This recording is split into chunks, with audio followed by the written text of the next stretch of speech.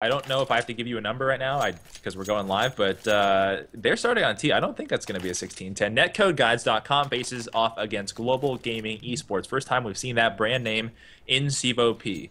Welcome in. Thank you all for joining us. Welcome to the new subs. Here we go. For both squads, the purchases are sort of a mixed bag. No, never mind. The terrorists decided to make it much more uniform. Only one support player, 4 armors, and for the CTs, much more diversity. 2 armors, 1 kit, a lot of nades, and P0s just running straight for the pit. They were mutually flashed, and they let P0s go. That nade to support a triple hold for long. Netcode Guide smartly is not taking over too much space as they hold the door and are ready to exfiltrate if they need to. It's a straight OK Corral gun battle. They want this space, so they're just going to have to trade back and forth and take heavy casualties for it. 2 versus 2, 1 stuck at the truck, or 1 stuck at the car, whatever you like to call it. Main line needs help, and there's a pop flash from Ryan. This is one of the most straightforward, least deceptive pistol rounds I've seen in all of CEVO-P. This is just... What? What? Okay. There was no secrecy to that fight. No. There was just everyone line up and hope that you dodge these bullets. Yeah, like you said, neither team wanted to give up long A right there. I mean, usually you expect if you see that much resistance, try to grab a kill as a terrorist and then, back out and reset. But nope, they were just going for it. And, I mean, good flashes from both teams because, like you said, that initial player who, I can't remember who it was, unfortunately. I think it was Sunshine or Schaefer. Funshine? Funshine, thank you. Sorry.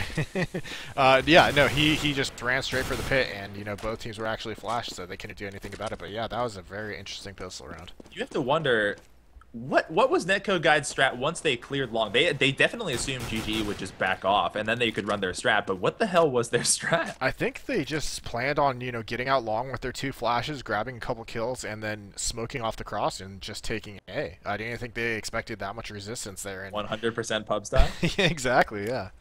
Mid control for this round. 3 Ts moving in and a naked peek. No one to engage them yet with 2 siloed inside of bomb site B, and Schaefer discovers their location. The nade does passing damage, 73, 81 for Tarek and Finesse. A lot of information gathered. That it's a pretty soft presence at mid, meaning that for both bomb sites, they're pretty much shelled up and defended. So Global Gaming changed their game plan. They press up against the door. Now they get traded in a bad way. Not even traded, just picked off for 2. They get 2 guns in the hands of the T's if they want to dive for them. P0s comes out to push long, and he almost loses. 16 HP. 4 versus 3, and if they can hit a long-range CZ shot, which the CZ barely feels like it's been patched, they'll be in good shape. Really, really good shape. Bomb plant versus 2. This is looking really sour for GG. It is. I mean, they picked up 3 kills before trading out 1 there for Netcode. So, I mean, Netcode is looking really strong here on this eco. And another one. And a transfer, though. Funshine has 10 HP. He's going to have to walk through that door eventually. With the bomb plant, okay, fine. In the second round, they could force the buy, so Funshine knows he has to throw away this FAMAS in an attempt to at least try to clutch, because next round, you probably want to try to upgrade past the AK. I kind of feel like he wanted to save that FAMAS. I mean, 10 health, probably not going to get that clutch against 2 full health players, and the bomb was ticking very closely, so I think he wanted to save that FAMAS for this guaranteed buy going into this next round. But he could have seen it the other way like you did, and he decided to go that route. But, I mean, just to go over the round, I liked really a lot how Netcode played that round. They peeked out mid, got the information, like you said, that they're, doing really passive holds on mid and basically doing, making sure that they had 2 people in B and then 3 people in A and doing really defensive holds on the bomb sites. They got the information, backed out in mid, and it forced Global Gaming to, think, okay, well, they backed out, let's push up and check mid now, and it worked out. Oh, Tarek has no idea. There's a human pyramid right here. He can see the other foot. He knows that 2 were boosted. That's a count of 4 players. They should be moving the bomb to B right now. Look for the minimap to reflect the decision-making. That B player is, who is that, the number 8? Lucky needs to know. There should be no one here. I can walk in. Yeah, he That's does good. walk in slowly, and he does get the information that it's open, and yeah, they are rotating now. That's an easy sort of count, right? You walk in, you kill Schaefer, you see that head stack, and then someone from the back of the platform is also shooting at you. You definitely turn this into a wrap B. Finesse cleans it up with the lurk. That's 2 to 1. Yeah, you get the 4 count and know that, okay, there's at least 1, and they have nobody controlling mid, so yeah, the B wrap was definitely the easy, just go-to strat right there once they got that information, and they essentially did it. They got some kills and made it into B and got another round. So Netcode is just they're cruising right now. What really hurts is the double save. So these CTs going back to it, 5.7s, P250s, CZs, no armor, have to make the best. Oh, long range execution. Ryan's off the field. 4 left for the CTs, and they've spread. 2 are holding long, so there's absolutely no A presence in and of itself. You have to wonder if anybody ever walks in there to gather information, if they just call that fast rotate. They won't even need to. Main line's down. The site is taken. Bomb's at the top of Palm. And Bomb's not making its way at all toward Bomb site B. So Finesse holds the push. Oh no. This is getting a little hairy where it shouldn't have. They've taken over Bomb site B, and now Schaefer's waiting to do this. One, if he picks up a double, this round's over. No, he didn't, so it's just going to be Funshine versus. He'll reverse. With 58 seconds left, he can make it all the way back around to find a gun, and then try to make a play, which is, I think what he's going to do. Yeah, it looks to be the correct decision. He knows that guns are in mid, and he was pretty much pinned down in the double doors. Oh, they can hear. Yeah. Yeah, he wishes he had that shot back. He can win it. Oh! Ecos everywhere. Oh man, I mean, the Global Gaming started out with a kind of a ridiculous push into mid with the pistol and immediately got killed. But what that did is it allowed Schaefer to go play right behind the double doors, and essentially Netcode thought, okay, well, we got their mid player, so they're going to be playing, you know, passive in the sites, and we should be able to do a B wrap easy, and that wasn't the case. They tried to go out B, Schaefer was there, got a headshot, and picked up a gun, and then the round just started rolling in their favor from there. Netcode, guys, has to just be face-palming. That is just so terrible. You Nice had B. by, You had 2 guys in B just waving their arm. This is like the receiver in the end zone being like, I'm open. Hello? Like that moment? Yeah, and then they tried to execute out, but the one man who went out double doors just got, you know, he got owned by Schaefer because he was hiding, and they didn't take into account that there might be another person in mid. Oh, man. Well, 2 versus 2, 2-2. Excuse me, that's a very strange sentence structure. And we have a map that reflects even score lines. We think differently these days, though. The tune of this map, maybe all of 3 months ago, was like an 8-7 split, even 9-6 for the T's. You feel differently these days, I think. I do. I feel like the map is definitely becoming a little bit more CT-sided. You know, people are used to the B-round meta from the terrorists, so, I mean, they know how to play against it, and they're adjusting accordingly, and usually you see the CT side being the stronger side now. Ooh, reloading close to that door, gives a sound cue to P0s. He drops Finesse. It's 2 versus 2. The bomb is down. It's a 2-man retake with 1 in the tunnels and 1 waiting outside the door. No flashes available, but 2 smokes and a Molotov. Tarek waits at the back of the site. His teammate by the close corner. And there's the spray down. 1 versus 2. Netcode Guides makes good on where they failed before, 3-2. Yeah, and unfortunately, they lost an op right there, and they're going to be forced to another save. Global Gaming is. Funshine might go for some type of equalizer to match up with his team, maybe. Yeah, picks up 5-7 in armor and then an 8 as well. So, I mean, not really a full. Oh my god. And it was a Pierce? I thought they fixed that. He might have just hit like the smallest sliver of the door. If you hit it without hitting it straight on, it counts as a pierce, I understand, but yeah. Still, there was smoke. That should not have happened. That's the type of thing that just really, really deflates you. Even on an eco round, even when you've sort of resigned yourself to losing this round. Lucky misses a spray, comes back out, having a lot of trouble with his AK-47, reloads and has a teammate nearby to support should he need it. He won't. Schaefer is nearby. Excuse me, that's P0s who's nearby. He's waiting out in mid. Could pick up that lost sidearm if he chooses, but I think he's got plenty to work with this 5-7. Look at this. The lurk is lurked. Finesse drops his weapon. 2 versus 3, and now we look for exits, considering that the timer is just too old now. It lapsed too far for the defuse. Yeah, Schaefer's going to just go for the straight-up save, and then it's going to be up to P0 for the exits. I don't think P0 has hit him yet. He finally did. And he won't be able to hit that exit. This score is about to be 4-2, and if he peaks, he's just going to walk into that. So, well, that could have gone a lot better. A lot better. I mean, it all started with that nice pick from Cutler in mid, and you know we were wondering who's going to be taking up the opping, and it does look like it's going to be Cutler filling into that spot, and he's doing a great job so far. And, oh man, those picks are just so vicious on this map. It's just such an immediate weakness. I mean, you have to usually rotate a player over from A to watch mid, and then you have one person in B guaranteed. And it just exposes both sites just to, you know, the terrorists basically have free reign after that almost. We should definitely keep in mind that Cutler is one of the most exemplary entries in all of North America. And I really stand by that statement. On Dust 2, an op can be an entry. So, yeah, I was gonna say you could still do an entry with an op, right? Yeah, I don't know that he's going to be a permanent op, like a defensive op. Yeah, I maybe we won't see him opping so much on the CT, like you said, but I mean, we'll only be able to tell as the game progresses.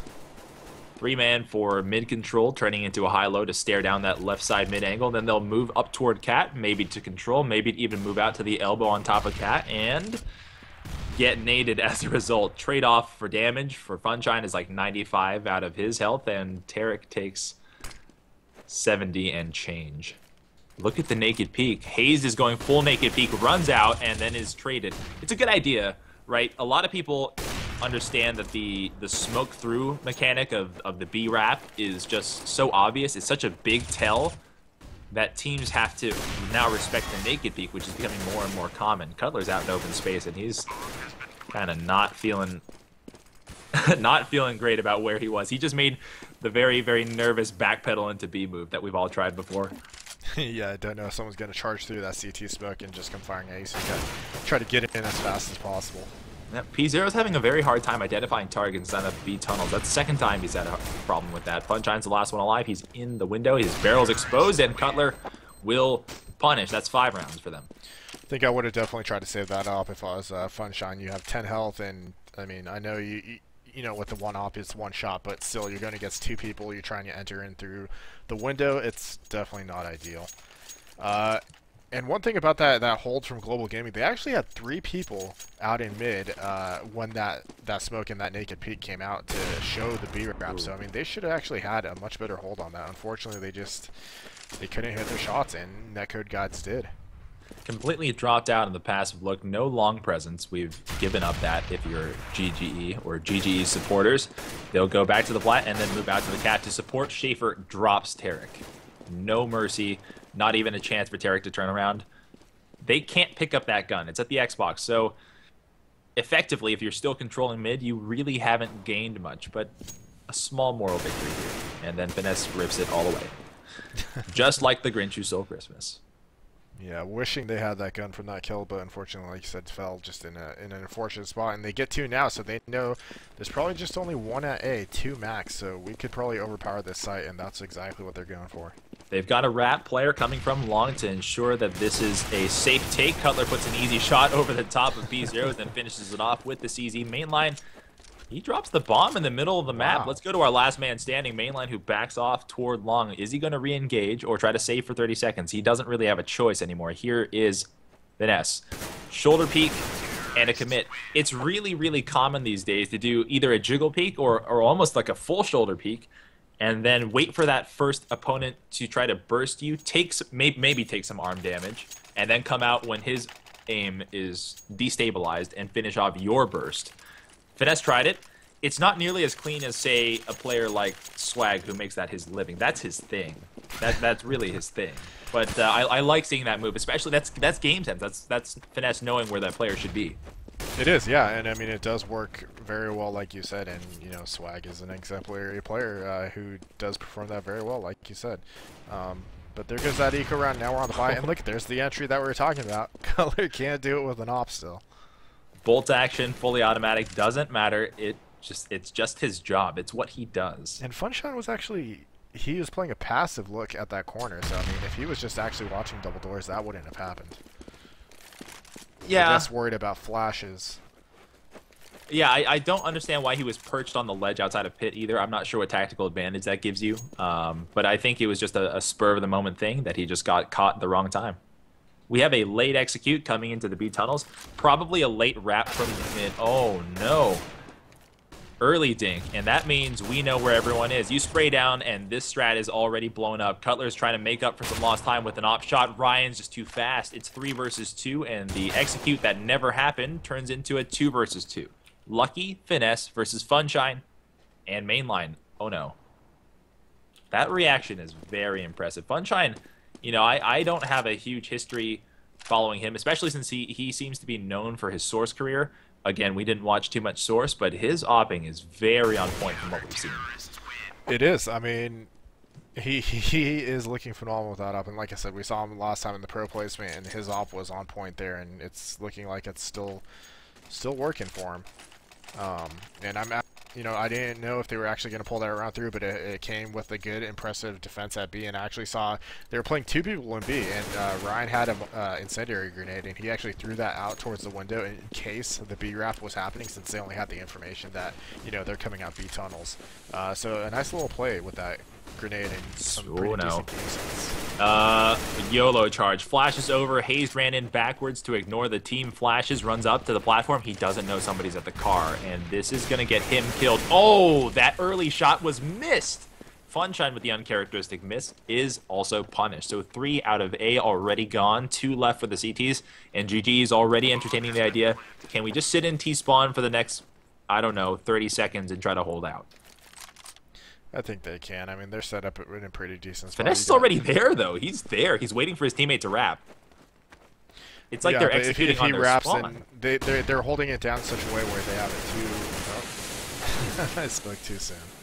Mainline's the last. RLMS gets sprayed down by Lucky. He's gone. 7 rounds for Netcode, 3 for GGE. My tab isn't working. I don't know if you're having the same issue, but I cannot get a scoreboard. Mine is operating. Must be a Counter-Strike bug. If we have time between the match, maybe you can restart your between the match, we'll definitely restart. But it is going to be another save here for Global Gaming. So, I mean, they're getting these rounds here and there, and unfortunately, it's appearing that Netcode is just having the better time here, especially on the T side, which normally we don't see that too often anymore, I'll say. But yeah, I mean, Global is getting their rounds here and there, and that's causing them to, they get the money, the economy boost going from losing so many rounds, and then they win a round, and then they lose it, and they're forced to save. We've seen, I think, about 4 saves now from Global Gaming eSports. Yeah, absolutely right. Hayes is waiting in T-spawn. I would offer one word of caution to GGE. Every single eco round now, or maybe... No, I think every single eco round now, you've done a triple stack on Catwalk. You probably don't have any game tape out there for teams to study because you're a new team. But this is something that's going to be remembered, right? The next time you play a team that's very academic, like a Complexity, they're going to know that you do this.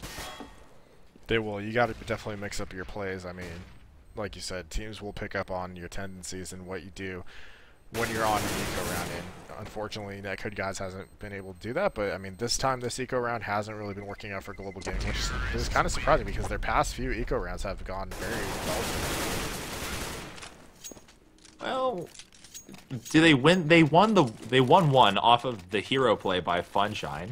And then they won another one after that, I believe. Did they? I think so. They dropped that gun. Schaefer drops the gun that he couldn't pick up, and then they just started getting gunned down by Finesse, so they lost that one.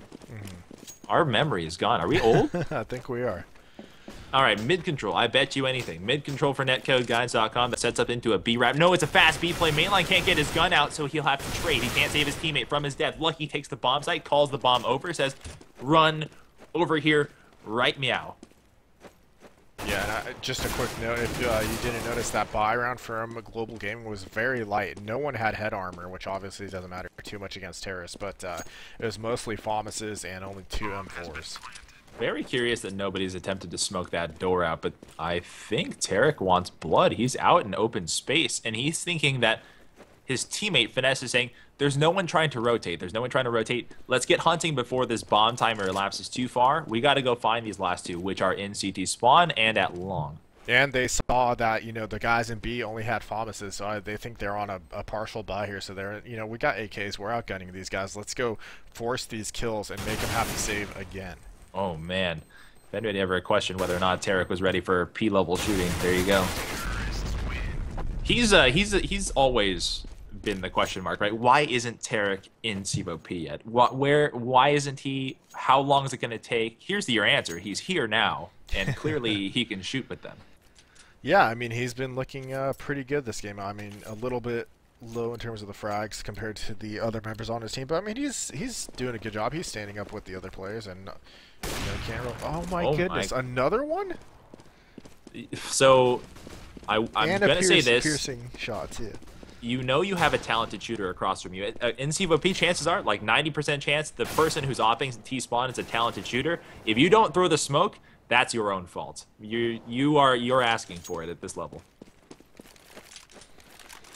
I really wonder if they actually did fix the piercing values, because that it seems odd to me. I mean, it seems hard to believe that those were two like very corner edge of the doors off shots, but you think Valve broke the doors again? Possibly. I mean, there was not only are the doors ugly, but they broke the doors again. I want my old cedar wood back. I like the wood. I don't even know what it was. It was just dusty and great and old. I don't think Venice is here. What? They're on top of each other! What is going on right there? 10-3. The half is winding down. Global Gaming Esports is losing in a way that I don't think they were expecting. And because we started this conversation earlier in the half, it's supposed to be CT-sided now. Supposed to be. Some people might not agree with us. I don't know. But, yeah, I mean, they're just having some trouble here. And here we go. Another buy with no head armor. Once again, not that important. But I actually like it, since, you know, you don't need the head armor to go against AKs. And they get an extra grenade or two because of it. So they're working with what they can to maximize their equipment here. And, you know, they have an op to show for it. And then everybody's got their M4s. And we got some kits as well, so... I'll tell you what, Global Gaming Esports has tried holding long. They've completely given it up, and they no longer go for the static long hold. It's a conscious decision to make as an IGL, but if you don't show any presence regularly, it surrenders a lot of map control in a way that you don't expect, because everyone says, oh, mid is how you win this game, but long is still very important. It is, and we just saw the op battle going out between Funshine and Cutler. And actually, Funshine was able to pick up one of his teammates while Cutler couldn't respawn. But there we go. You don't need Cutler. Just have FNS push up and get a headshot. He ramboed up to the catwalk. P0s was there waiting, had the drop on him, got gunned down. Looked at the platform player, and there was somehow no call, and then still gunned that player down. I just wonder how that happened.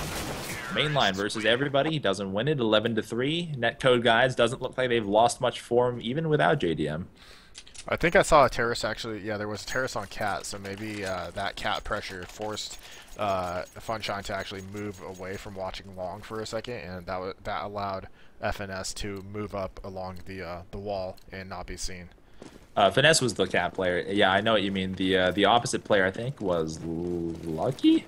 Mm-hmm. Yeah. Now we're gonna try to hold long, and Finesse tries to slide with his op, which is always gonna screw up your movement just a little bit there. We're at the final round of the half. Netcode Guides is winning in a way I didn't see was really possible. And I will say, to be totally fair, if GG walks away with this round, they're not out of it. But the way I see it, Netcode Guides is just too strong. Did you think that they were going to fall off a little bit without JDM?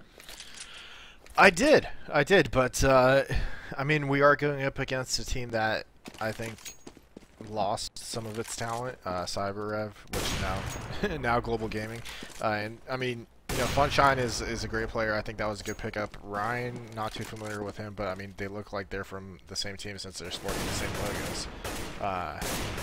So I mean, I think Global Gaming is in a better spot than I initially thought, but I mean, it does seem like they're still having some issues just based on that first half score, and I mean, Netcode seems like they're still pretty dominant over these guys. That's right. You're watching CEVO TV. I'm Khan. My partner tonight is Flops. Coming up next after this in our triple header, part 2 of the triple header. It's Make War Not Love versus Exertus Esports. That's going to be a good one. Interesting one. Yeah. I'm really anxious to see how Make War Not Love fares up against like the more top tier teams in CEVO-P, and Exertus is one of them. So that's gonna be Make War Not Love already put an end to the Shazam show of Justice Pro, but that's not the same as Exertus. It's just not. No, it's not. But I heard that they actually played in a scrim the other night. I know it's just a scrim, but it was on Dust 2, and they actually beat them 16-13. So I know that's not too much to say, but yeah. Man, CEVO's looking on point. Thank you, Hayes. Nice. I think they just saw their halftime stats and they were fascinated by how it pops up, and it links you to the website and stuff like that. They're like, "Oh, cool! We're live. We should probably treat this as if we were live." The purchases for the T's: 3 armors, 2 support players, bomb in the hand of a support player. For the CTs, USPs and YOLO armor. Don't even care about kits. Don't even need him. Not when Tarek hits that shot. They drop out, still double control mid, and I think if we can hit this headshot, we can call this round a good one. Tarek's really struggling with it, even though he chased down that player. How many times have you done that? Oh. Not struggling with that one. Not that one. How many times you tell yourself this next USP shot's going to connect, and it just never does. That one was equally as good. Yeah, I'm no good with pistols all around. So I never tell myself that anything's going to connect. I just hope it does. Just keep spamming mouse 1. Yep, which you shouldn't be doing, but that's what I do anyways. Is there a Glock somewhere here? I just want that. It has more bullets. Yeah. Ooh, Schaefer could have used a few more bullets. Finesse helps his teammate out in the pit, drops him 2 alive for the T's, and they'll move toward bomb site B. It's a good play. Look, they've isolated 1 player. The map control is such that the T's, excuse me, the CTs are on the other side of the map, and Lucky has to hold out for his team. But they're closing in fast, so this kill has to happen like right now. What just happened, physics? It happened. Finesse, close window, jumps in, drops the bomb. 1 more at the Xbox, or the big box. That's 2 kills for him. Netcode Guides is at 13. Yeah, GGE, they did do a good job of isolating that player in the B side, like you said, but unfortunately it was only a 2 versus 1, and so I think Lucky was actually had the advantage going into that. I mean, they did end up getting the kill. Lucky did a fantastic job just being annoying. He was like, I'm not going to die. I'm going to... Yeah, if you can't, pick up the kills from that angle, then just duck behind the box and force them to come to you while your team rotates over. The rotate is not that long here on DS2, so yeah, they had plenty of time. 4-man control 4B, and they were assuming that there was going to be a smoke in the doorway. Now that there's not, they were going to do a delayed explode out, but Ryan's taking shots at that back platform player. And he's not going to be surprised, Lucky, that is not going to be surprised if they choose to rush out. So they'll change their strategy. Maybe they make it into sort of a wrap B because they approach the door. But again, Tarek's near the door. He's got a lot of ammo to spare, even for an M4A1. There's a quad for him, 1 alive, still in B tunnels, and that's probably not going to be an ace for Tarek if he values his weapon and his armor. So they're going to send other players to hunt him. Mainline's about to get gunned down, and Tarek went for the ace. Who cares about my armor and gun?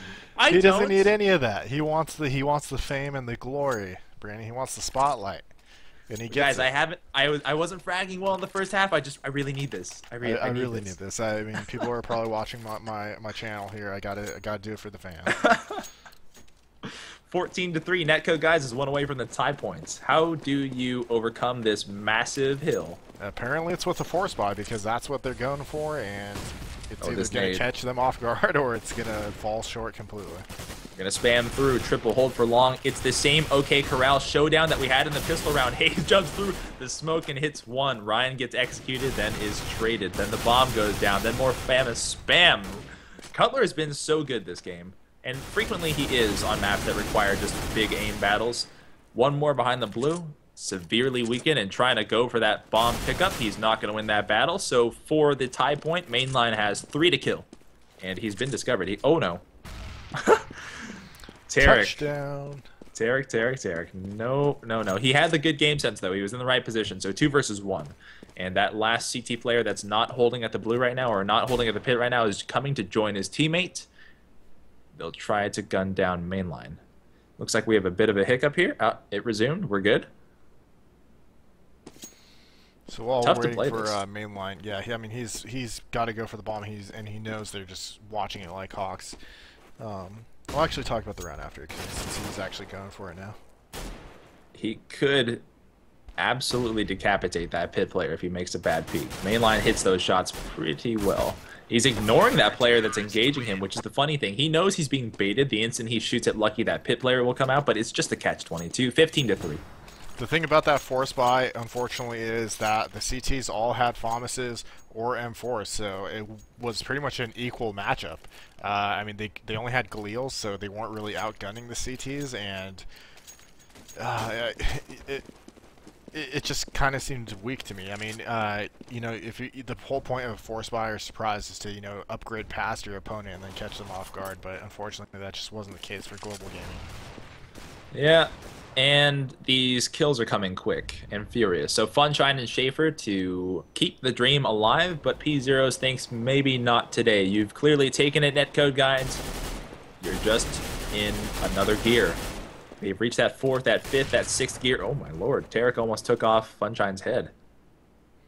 Funshine, our last one alive, we follow him, is at the top of the catwalk. Do you have something? Sorry. I was just going to say, you want to know who that defensive opera was going to be for Netcode. It looks like it's going to be Tarek, probably. He's playing that main you know, anchor role with that op, and you do see Color is also holding it, but he's playing that A position, so kind of standard. One more attempt to save it all. Here it is. Auto sniper kill, no good. 16-3. Netcode Guides wins their first match of the season to a beautiful